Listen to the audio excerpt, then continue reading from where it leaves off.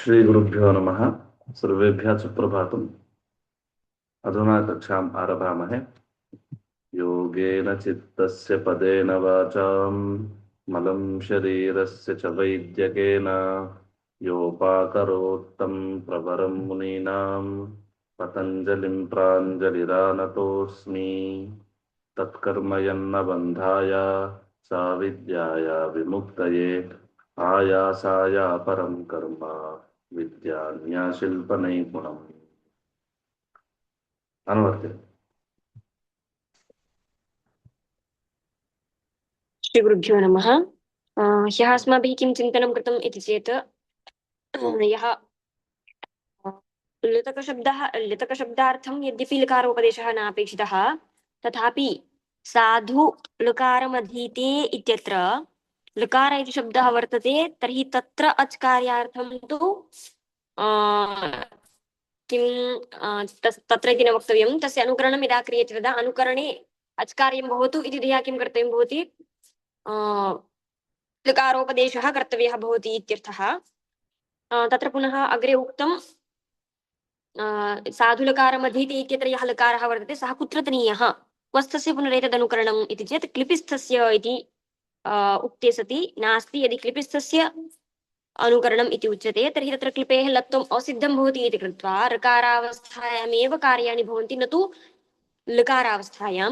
तस्मात् तदर्थं लकारोपदेशः न कर्तव्यः इति। अतः अत्र इदानीं क्लिपिस्थस्य अनुकरणं न इति ज्ञायते। तर्हि अत्र यः साधुलकारमधीति तत्र यः लकारः वर्तते तस्य अच् कार्यार्थम् उपदेशः कर्तव्यः एव भवति इति उक्ते सति अग्रे पुनः उक्तं सत्यं तदर्थं यद्यपि किम् उपदेशः कर्तव्यः भवेत्, यतः तत्र किम् अस्ति, असिद्धत्वं तावत् प्रक्रियादशायां तावदेव उच्यते, प्रयोगदशायां तु नास्ति। तर्हि अत्र अनुकरणं क्रियमाणं तत्तु प्रयोगदशायां क्रियमाणं वर्तते इति कृत्वा असिद्धत्वं भवितुं नार्हति। तर्हि अत्र लकारः वर्तते एव इति कृत्वा तत्र कार्यार्थं लकारोपदेशः कर्तव्यः इति एतावान् विचारः कृतः। इतः परम् अग्रे वदन्ति नास्ति तथापि लकारोपदेशः तु न कर्तव्यः भवति इति इतः परम् उच्यते। पठन्ति वा पङ्क्तिमग्रे? शस्त्रम् अवगतं खलु? किमपि प्रष्टव्यमिति नास्ति? अवगतम् आचार्य। नमस्कारः आचार्य। अस्तु, अग्रे अत्र इदं पठन्ति वा पङ्क्तिं? न कर्तव्यः खण्डनभाष्यम् इति अस्ति।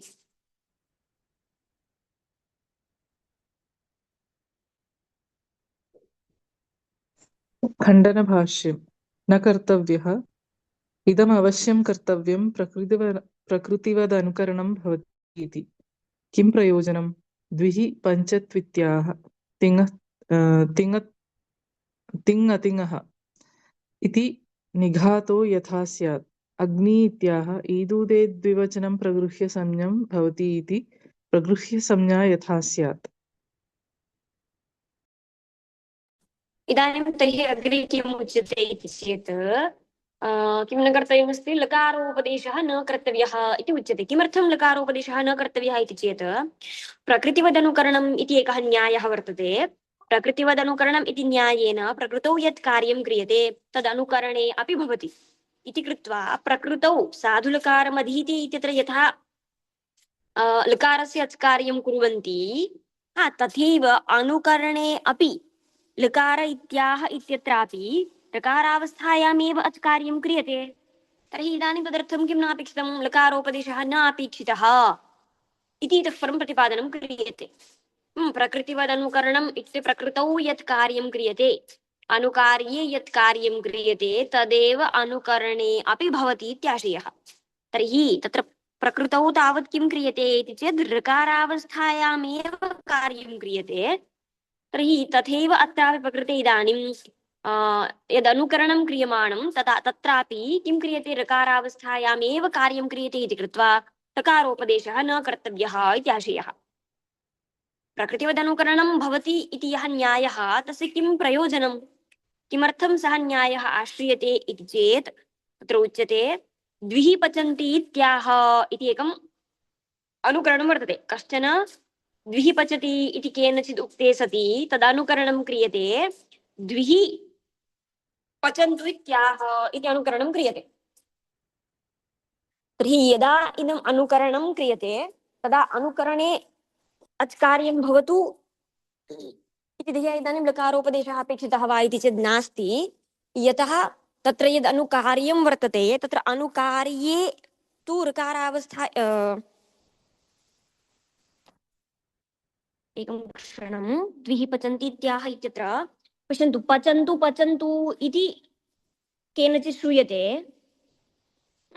द्विः पचन्तु इत्याह इति अनुकरणं यदा क्रियते तदनुकरणं कदा क्रियते इति चेत् यदा केनचित् द्विः पचन्तु पचन्तु इति श्रूयते तदा द्विः शृण्वन् कश्चित् किं वदति, द्विः पचन्तु इति अनुकरणं करोति।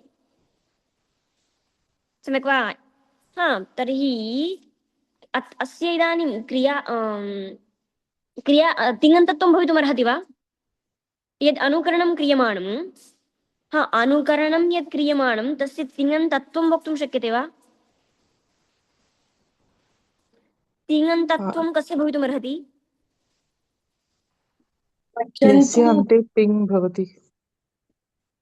केवलं तिङ् अस्ति चेत् नालं भवति, क्रियासाधनत्वमपि अपेक्षितं। क्रियासाधनत्वम् अस्ति चेत् तत्र किं कर्तुं शक्नुमः, तत् तिङन्तमिति वक्तुं शक्नुमः। सत्यं। परन्तु यद् अनुकरणं क्रियमाणं वर्तते तत्र क्रियासाध्यत्वं नास्ति, क्रियासाधनत्वं, क्षम्यतां, क्रियासाधनत्वं नास्ति, क्रियासाधनत्वाभावः वर्तते।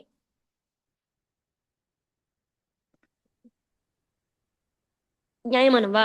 अत्र इदानीं पश्यन्तु किं वक्तव्यं वर्तते इति चेत् द्विः पचन्तु इति उक्ते सति तत्र स्वरविधानं कर्तव्यं वर्तते। इदानीं किं सूत्रम् इति चेत् तिङतिङः इति एकं सूत्रमस्ति। ज्ञायते वा इदं सूत्रं? निघातस्वरः विधीयते तेन। द्विः पचन्तु इति यदनुकार्यं वर्तते तत्र अनुकार्ये तिङतिङः इत्यनेन सूत्रेण निघातस्वरः विधीयते। कस्य इति चेत् तिङन्तं यत् तस्य एव निघातस्वरः। सम्यक् वा? तर्हि द्विः पचन्तु इति यद् अनुकार्यं तत्र तु किं वर्तते, क्रियासाधनत्वम् अस्ति इति कृत्वा पचन्तु इति किं तिङन्तं प्राप्यते।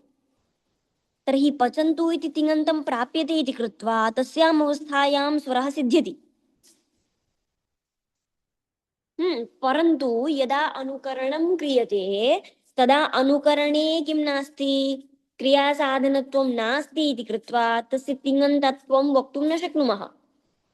तर्हि यदि तिङन्तत्वं न, तर्हि तत्र निघातस्वरोऽपि अनेन सूत्रेण न स्यात् इति दोषः। ज्ञातं वा? पुनरेकवारं वदति वा सम्पूर्णं? पश्यन्तु, इदानीं पचन्तु पचन्तु इति केनचिदुच्यते। सम्यक् वा? पचन्तु पचन्तु इति केनचित् उक्ते सति अन्येन केनचित् किं क्रियते, तस्य अस्तु, अस्याम् अवस्थायां पचन्तु पचन्तु इति यदा उच्यते तदा तत्र पचन्तु इति क्रियासाधनत्वं तस्य अस्ति इति कृत्वा निघातस्वरः विधीयते। तत्र तिङतिङः इत्यनेन सूत्रेण तिङन्तस्य स्वरः विधीयते। अस्तु वा? पश्यन्, तर्हि इदानीम् अत्र अनुकार्यं यत् तत्र अनुकार्ये तिङन्तत्वम् अस्ति इति कृत्वा तेन सूत्रेण स्वरः सिद्ध्यति। परन्तु पचन्तु पचन्तु इति शृण्वन् कश्चन किं करोति इत्युक्ते द्विः पचन्तु इत्याह इति वदति। सम्यक् वा? द्विवारं पचन्तु पचन्तु इति उक्तं श्रुत्वा अनुकरणं करोति। किम् अनुकरणं करोति इति चेत् द्विः पचन्तु इत्यनुकरणं करोति। तर्हि इदं यत् द्विः पचन्तु इति अनुकरणं तत्र अनुकरणे क्रियासाधनत्वं नास्ति। अनुकरणेन कापि क्रिया न साध्यते तत्र। सत्यं खलु? तर्हि क्रियासाधनत्वाभावात् अत्र किं भवितुं नार्हति, पचन्तु इत्यस्य तिङन्तत्वं वक्तुं न शक्यते। सम्यक्? यदि आम् तिङन्तं न तर्हि तिङ तिङः इत्यनेन सूत्रेण स्वरः अपि अत्र न सिद्ध्यति। एवम् आम् सम्यक्। अतः किं आम् क्रियते अत्र इति चेत् अनुकरणम् इति न्यायः श्रूयते। प्रकृतौ यथा तथैव अनुकरणे अपि भवति इति उक्तत्वात् पचन्तु पचन्तु इत्यत्र यत् कार्यं तत् द्विः पचन्तु इति उक्ते सत्यपि तत्रापि सिद्ध्यति इत्यर्थः। स्पष्टम्? अवगतम् आम् आचार्य स्पष्टम् हा आचार्य अत्र एका शङ्का अस्ति हा द्विः पचन्तु पचन्तु तर्हि वाक्यं पचन्तु पचन्तु इति अस्ति वा हा इत्युक्ते पचन्तु पचन्तु इति उच्यते केनचित्। अस्तु अस्तु अस्तु तर्हि तत्र तद् एक कृत्वा अतिङ् भवेत् हा एक अतिङ् भवेत् इति एकतिङ् भवेदिति इति विवक्षा न। तत्र का हा विवक्षा वर्तते चेत् तिङन्तत्वम् अपेक्षितं। तिङन्तस्यैव स्वरः विधीयते। हा आम् तिङन्तं कदा भवितुमर्हति इति चेत् क्रियासाधनत्वं यदि अस्ति तर्हि केवलं तिङन्तं भवितुमर्हति तत्। तेन हा पदेन काचित् तत् क्रिया हा साधनं यदि तत् तर्हि हा पचन्तु पचन्तु इति यदुच्यमानं तत्र क्रियासाधनत्वम् अस्ति। हा परन्तु तदनुकरणं केनचित् यत् क्रियते द्विः पचन्तु इत्याह इति यदनुकरणं तत्र अनुकरणे किं नास्ति, क्रियासाधनत्वं नास्ति। तत्तु केवलम् अनुकरणं कृतं, तेन एवम् उक्तम् इति केवलम् उच्यते तावदेव। ओ अस्तु अस्तु तत् अस्तु क्रियासाधनत्वं नास्ति। अतः क्रियासाधनत्वाभावात् किं न भवितुमर्हति, तिङन्तत्वं वक्तुं न शक्नुमः अनुकरणस्य। तथा सति तत्र किं न सिद्ध्यति, स्वरः न सिद्ध्यति। आम् अतः किम् उच्यते, प्रकृतिवदनुकरणम् इति न्यायः उच्यते।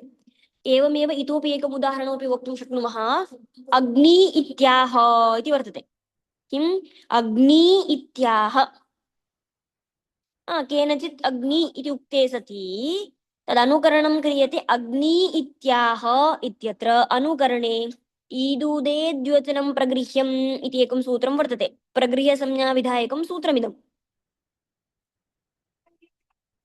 सम्यक् वा? आमाचार्य किन्तु अग्नि इति द्विवचनमस्ति अत्र। तर्हि केनचित् अग्नि इति उक्ते सति तत्र द्विवचनं बुध्यते, परन्तु अग्नि इत्याह इति अनुकरणं यत् क्रियमाणं तत्र अनुकरणे द्विवचनं न ज्ञायते। तेन एवम् उक्तम् इति केवलं तत्र तु बुध्यते। सम्यक् वा? तर्हि अनुकार्ये द्विवचनम् अस्ति इति कृत्वा ईदुदे द्विवचनं प्रगृह्यम् इत्यनेन सूत्रेण किं वक्तुं शक्नुमः, प्रगृह्यसंज्ञां वक्तुं शक्नुमः। परन्तु अनुकार्यः यः अग्नि इत्याह इति शब्दः तत्र तु द्विवचनं न ज्ञायते इति कृत्वा द्विवचनाभावात् ईदुदे द्विवचनं प्रगृह्यम् इत्यनेन सूत्रेण प्रगृह्यसंज्ञा न स्यात्। अतः किमुच्यते, प्रकृतिवद् अनुकरणम् इति नियमः उच्यते। अवगतं वा? आमाचार्य अवगतम् अवगतम् तर्हि अनुकरणे प्रकृतिवत् कार्यं क्रियते। अर्थात् अनुकार्ये यथा कार्यं तथैव अनुकरणे अपि भवति इत्याशयः। पश्यन्तु, एकवारं पङ्क्तिं पठामि। न कर्तव्यः, लकारोपदेशः न कर्तव्यः इत्याशयः। इदमवश्यं कर्तव्यं। किं कर्तव्यं, प्रकृतिवदनुकरणं भवति इति न्यायः अवश्यं स्वीकर्तव्यः इत्याशयः। किमर्थं सः न्यायः स्वीकर्तव्यः इति चेत् अग्रे उच्यते। किं प्रयोजनं, द्विः पचन्तु इत्याह तिङ तिङः इति निघातः यथा स्यात्, अग्नि इत्याह ईदुदे द्विवचनं प्रगृह्यसंज्ञं भवति इति प्रगृह्यसंज्ञा यथा स्यात्, तदर्थं किं कर्तव्यम्, अयं न्यायः स्वीकर्तव्यः इत्याशयः। एतावत् स्पष्टम्? आचार्य अग्रे गच्छामः वा? अग्रे पठन्ति वा?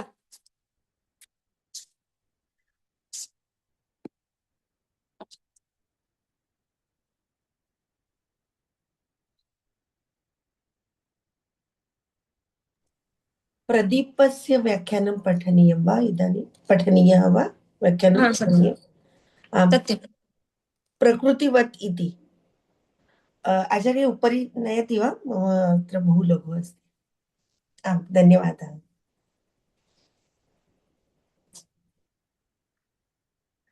आम्, धन्यवादः आचार्य। प्रदीपः, प्रकृतिवदिति तत्र यथा कृपेर्लत्वस्य असिद्धत्व असिद्धत्व अकारणात् वा अकारणात् किमस्ति आचार्य? अकार अकारात् क्लिपेः अकारात् लत्वस्य असिद्धत्वात् ऋकारद्वारेण क्षम्यतां, ऋकारद्वारेण लुकारस्य अच् कार्यं तथा अनुकरणस्य अपि इत्यर्थः। द्विः इति पचन्तु पचन्तु इति केनचित् उक्ते द्विः पचन्तु इति अनुकरणम्। एतच्च साधनात् अनभिधानात् तिङन्तं न भवति।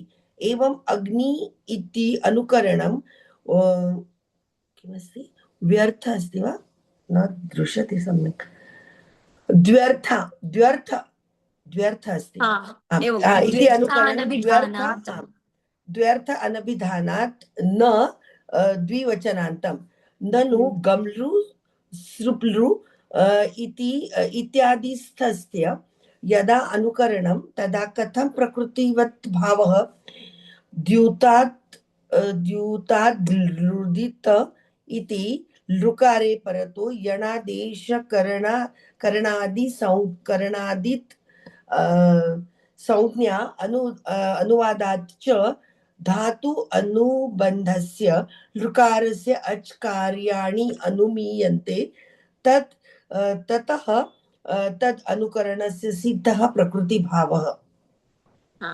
इदानीं तर्हि किमुच्यते इति चेत् क्लिपेः यथा लत्वस्य असिद्धत्वात् ऋकारावस्थायाम् अच्कार्यं क्रियते तथा अनुकरणस्यापि कर्तव्यम् इति उक्तम्। प्रकृतिवद् अनुकरणम् इत्यनेन न्यायेन। सम्यक् वा? द्विः पचन्तु इत्यत्र पचन्तु पचन्तु इति केनचिदुक्ते द्वि पचन्तु इत्यनुकरणम् एतच्च क्रियासाधनाद्यनभिधानात् तिङन्तं न भवति। अनुकरणं यत् तत् क्रियासाधनं न तेन तत्र उच्यते इति कृत्वा तत् किं भवितुं नार्हति? तिङन्तं भवितुं नार्हति। सम्यक् वा? एवमेव अग्नि इत्यनुकरणम् अर्थद्वयं न वक्ति। तर्हि द्व्यर्थ अनभिधानात् तद्द्विवचनान्तम् इति वक्तुं न शक्नुमः। अतः किम् अत्र इदानीं किं न सिद्ध्यति? एकत्र तावत् स्वरः न सिद्ध्यति, इतोपि एकत्र किं न सिद्ध्यति? प्रगृह्यसंज्ञा न सिद्ध्यति। अतः तत्साधनार्थं किं कर्तव्यम् इति चेत् प्रकृतिवदनुकरणम् इति न्यायः स्वीकर्तव्यः इत्याशयः। अग्रे वदति इदानीं गमलृगतौ सृपलृ इत्यादयः धातवः सन्ति। तर्हि अत्र तन्लकारस्य यदा अनुकरणं क्रियते गमलरीत्याः सृपलरीत्याः इति यदा अनुकरणं क्रियते तदा प्रकृतिवद्भावः कथं भवति इदानीम्? अवगम्यमानं वा? गमलृ सृपलृ इत्यादि धातुषु विद्यमानः यः लकारः वर्तते तत्र तेषां यदा अनुकरणं क्रियते गमलरीत्याः एवमेव सृपलरीत्याः इति यदा अनुकरणं क्रियते तदा तदनुकरणं प्रकृतिवद्भावं कथं प्राप्नोति इति चेत् तत्र उच्यते पुषादिद्युतादिलृदितः परस्मैपदेषु इति एकं सूत्रमस्ति। तत्र लृदित् इति उक्तं। लृदित् इत्यस्य आशयः कः इति चेत् लकारः इत्यस्य सः लृदित् इत्युक्तं वर्तते तत्र सूत्रे। तर्हि यदि अनुकरणस्य कार्यं न स्यात् तर्हि लकारः इत्यस्य इति कुतः वक्तव्यम्? गमलृ इत्यत्र लकारः माहेश्वरस्थस्य अनुकरणीभूतः। सत्यं खलु? गमलृ इत्यत्र लकारः कुतः आगतः इति चेत् माहेश्वरसूत्रे यः लकारः पठितः सः तत्र गमलृ इत्यत्र पठितः वर्तते। तर्हि गमलृ इति अनुकरणभूतः शब्दः जातः इदानीं, न तु अनुकार्यः सः। प्रश्नः अवगतः वा? आनुकार्यः न इति कृत्वा अनुकरणस्य पुनः अनुकरणं क्रियमाणम् इत्यतः प्रकृतिवद् भावः कथमत्र इति प्रश्नस्य आशयः ज्ञातं वा आक्षेपः ज्ञातः वा गमलृ सृपलृ इत्यादि स्थस्य यदा अनुकरणं तदा कथं प्रकृतिवद् भावः इति आक्षेपः कृतः ज्ञातम् आचार्य किन्तु अनेन तु सर्वस्य एव अनुकरणं भवति खलु सर्वदा एकवारमेव तस्य उपदेशः भवति द्विवारं तु तस्य अनुकरणमेव इदानीं पश्यन्तु गमलृ इति धातुः वर्तते सम्यक् वा गमलृ इति आम् धातोः यः लकारः पठितः सः कुत्रतनः लकारः तत्र माहेश्वरसूत्रे स्थः यः लकारः माहेश्वरसूत्रस्थः माहेश्वरसूत्रस्थः सम्यक् वा गमलृ इति इदानीं वर्तते तत्र इदानीम् अनुकरणं किं क्रियते गमलृ इत्याह इत्यनुकरणं क्रियते तर्हि गमलृ इत्यत्रैव यः लकारः सः अनुकरणीभूतः शब्दः वस्तुतः नाम अनुकरणीभूतः कुत्रतनः इति माहेश्वरसूत्रस्थः सम्यक् वा गमलृ इत्यत्र आम् विद्यमानः लकारः माहेश्वरसूत्राद् अनुकृतः तर्हि गमलृ इत्यस्य पुनः अनुकरणं यदा क्रियते तदा अनुकरणभूतः शब्दः कथं प्रकृतिवद् भावं प्राप्नोति अत्र इदानीम् अधुना अवगतम् अवगतं वा अहमत्र किञ्चित् क्लेशः अस्ति आचार्य यतोहि ऋकारस्य पुनः प्रकृतिभाव इति न अवगतम् आचार्य प्रकृतिभावः हा तत्र कथं पश्यन्तु इदानीं गमलृत्याः इति यदा मया उच्यते तदा मया किं क्रियते गमलृ इति धातोः अनुकरणं क्रियमाणमस्ति इदानीं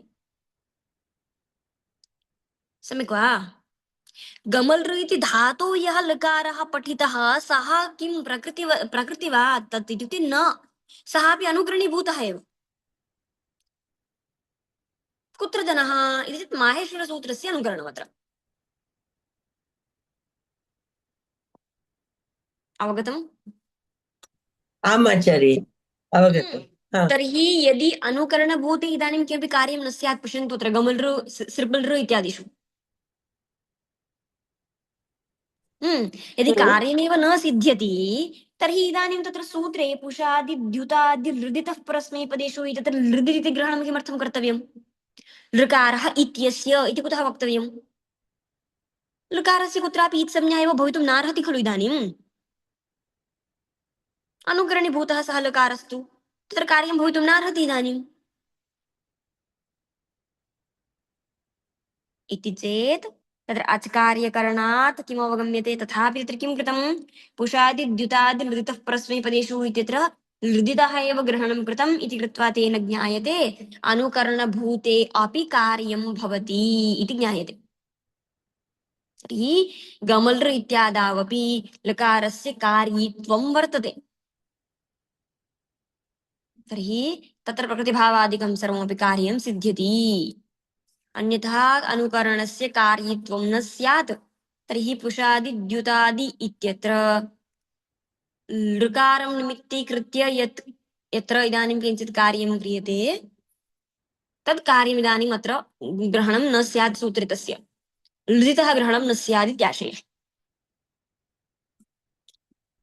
अवगतं वा आचार्ये किन्तु अत्र तु धातुमध्ये तु सर्वत्र स्वराणां तु अस्ति एव खलु आचार्ये इतसंज्ञा केवल ऋकारस्य अस्ति एवं नास्ति सत्यं सत्यं सर्वेषामपि स्वराणाम् अस्ति अस्ति सर्वेषां स्वराणाम् इत्संज्ञा सिद्ध्यत्येव परन्तु सर्वमपि आदाय किञ्चित् कार्यं न क्रियते अस्तु अत्र इदानीं लृकारमादाय किञ्चित् कार्यं क्रियते किन्तु सर्वेषां तु किमपि तु तत्र आशयः अस्ति उद्देशः अस्ति प्रयोजनम् अस्ति तेन तदेव अतः एव तद् केन ज्ञाप्यते तत्र सर्वत्रापि इत्संज्ञा भवति सत्यं तत् केन ज्ञायते इति चेत् पुषादि द्युतादि इति सूत्रेणेव ज्ञायते अस्तु अस्तु अस्तु अवगतम् इदानीं यदि तत्र सूत्रे लृदिति ग्रहणं किमर्थं कृतम् इति चेत् तत्र लृकारस्य इत्संज्ञा भवति अनुकरणीभूते अपि कार्यं भवति इति ज्ञायते तेन ज्ञापयितुं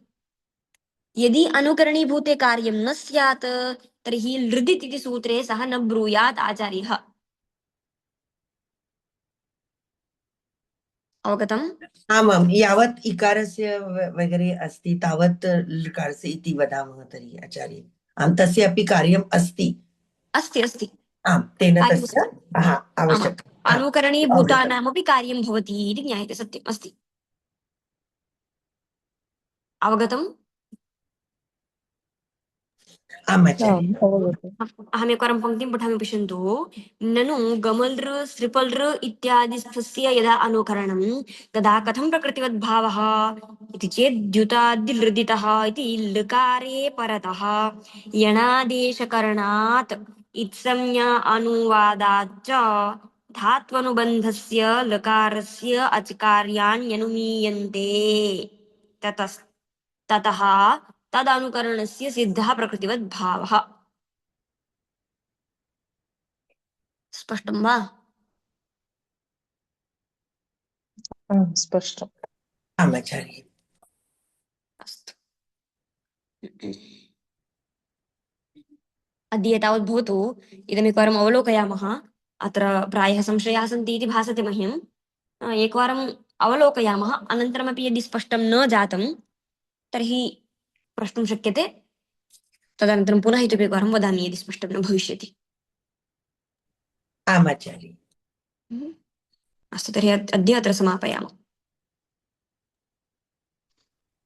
सर्वेभ्यः अवगतः इति भावयामः। अधुना समापयामहे। योगेन चित्तस्य पदेन वाचां मलं शरीरस्य च वैद्यकेन योपाकरोत्तं प्रवरं मुनीनां पतञ्जलिं प्राञ्जलिरानतोऽस्मि।